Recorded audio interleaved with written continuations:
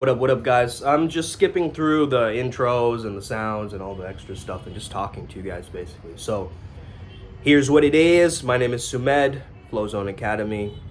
Oh, I just did an intro anyway. They call me Sumed, Master Makara, Dr. Scripps. You may know me as Sum. You may know me as Shumed. Okay? You may know me by many different names. Fonila Alfonski. Okay? Main thing to understand here is not my name. It's not my name. It's not my name, okay? It's my essence and my concept of what I represent, which is the state of flow. I've decided to make these much more stream of consciousness, okay? Now, what is the top skill that we need in 2023? It is my belief that, and my understanding, that we're going into a slight dip and then a rise again. So it's gonna be like a dark ages followed by a golden ages.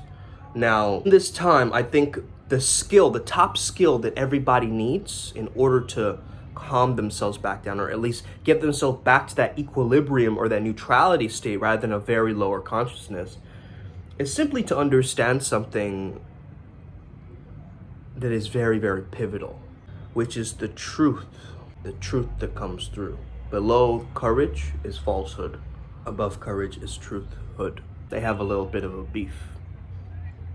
Okay, these two hoods, these two neighboring cities. So it is my belief that the top skill that you need for 2023 is emotional intelligence, okay? Emotional regulation, as well as emotional intelligence, will give you the skill set to be able to handle any kind of social situation or encounter, or even if something happens, you know, like an event or something disastrous, you can maintain and collect yourself in those moments of chaos and get yourself back to I'm eternal, I'm spirit. You're waiting for other people to give you an approval for you to go and do certain things, okay? If we keep continuing this pattern of being emotionally distraught, we won't be able to maintain our own emotions and manage our emotions. So we'll be flying off the handle. Probably there are going to be overcrowded prisons and things like this. Obviously, there are ways to train your emotional intelligence. One is just talking, right? One is just being social and generally just talking with people, like without any agendas, right? Just simply talking and getting deeper into different subjects or deep introspective things and a little bit of that depth in conversation can really give you that added emotional intelligence, right? And especially working as a counselor and positive psychologist, as I meet with my patients or clients or Padawans, whatever you want to call yourself, coachees, right? I understand that I know very close to what they're feeling, not enough to what they're feeling, because of course I'm not in their physical vessel and they're living their own incarnation and their own experience, right?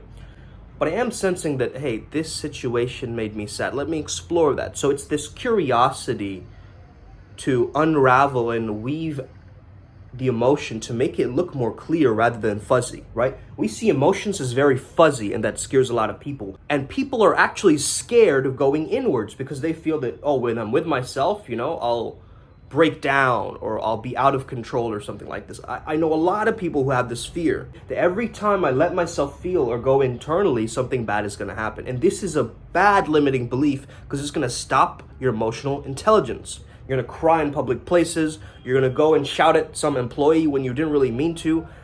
This suppression is what causes a lack of emotional awareness. Remember what Bruce Lee said, that man over there. Mechanical instinct. You might have just your instinct to yell and rage, but what are the mechanics or the structure that you have in place to deal with that? Okay? And I would say a lot of men don't know how to deal with their emotions too. Like women, at least they get into groups and they start talking about their feelings and, you know, they kind of get it out there. They at least, you know, dispel some of that stuff. For guys, we're like, I'm not saying a word.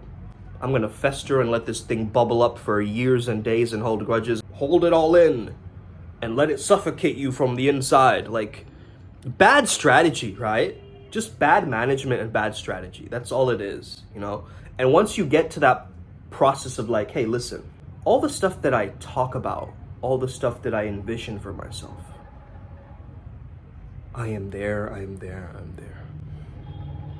I am there, I am there, I am there. Probably heard this from some other self-help channel, but emotions is energy in motion, right? You heard it. You gotta have a 5-body release to really let go. Some very weird news happened today. My flight to Bali got canceled, okay?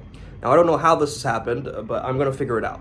Like, some way I'm gonna figure it out, right? Because this is like a mission, and like the Airbnb is already booked and stuff like this. So I understand this because this is the refusal to the call, right? It's just the universe testing you, like, yo, are you ready yet?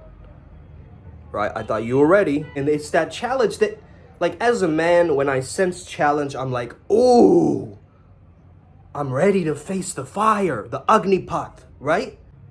But if I didn't have emotional intelligence, this could freak me out. And I go into a flaw-seeking tailspin. Right? Like, oh, I was right. When you have emotional intelligence, you also have self-amusement alongside that. You get that? How can you amuse yourself if you're not acquainted to your positive emotions? If you don't use a positive vocabulary, if you're not putting yourself into positive situations or doing things that are much more, let's say, enlightened activities. I'd actually have you look at your face in the mirror and start repeating positive words of what comes up for you in your face. Just the stream of consciousness, what comes up, right? Confidence, self-esteem, worthiness, self-respect. Start speaking like this to yourself, to your own image. This ascension flu is wild, dude. I just feel it. Oh, it's my own personal belief and understanding. It's your emotions, you gotta get acquainted to them like friends. You see, we're actually meant to be leading heart-centered lives, but we're not ready yet. So according to the law of one, we actually have to live from the choice. The choice is the heart-centered path, which is bringing in the equilibrium of heart and mind together, right? The upper chakras with the lower ones. So this is what you got to think about, man, okay? How do I live more heart-centered? How can I bring much more of that compassion into my life to stabilize my emotions? I hope this video helped you out today. Have an incredible day. May the flow be with you and stay legendary. Let's get it. Upward Spiral gang.